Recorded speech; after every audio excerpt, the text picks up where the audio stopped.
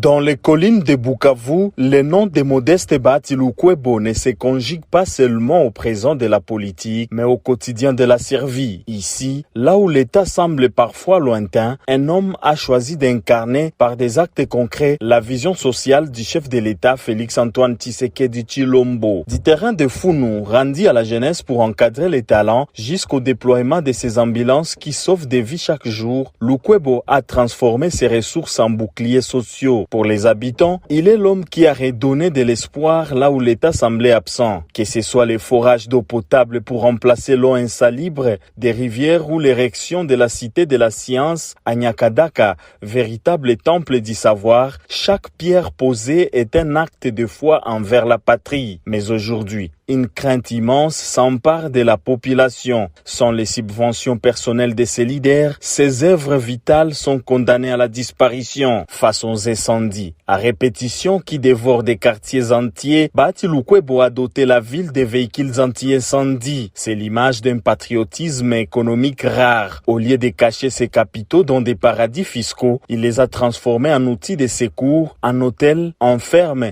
et en emplois. Pourtant, ce dévouement semble aujourd'hui se retourner contre lui. À Kinshasa, le climat s'alourdit. Alors qu'il reste un pilier de l'union sacrée, des officines s'activent pour orchestrer son élimination politique. Des sources fiscaux eximées, des rumeurs infondées, on tente d'étouffer l'opérateur social derrière l'homme d'État. Et pendant que la capitale gronde, l'Est, sa terre natale, les dépouille. L'absurdité atteint son paroxysme, accusé par certains de complicité avec l'ennemi. Modeste Bahati est pourtant les premières victimes du M23. Ses hôtels, comme le New Riviera et l'Orchide, sont occupés. Ses recettes confisquées, ses bis et engins de forage pillés. La rébellion ne traite pas Lukwebo en allié, mais en cible à abattre, spoliant chaque centimètre de ses investissements. Les cris d'alarme est venu du groupe Taverne ce 17 avril 2026.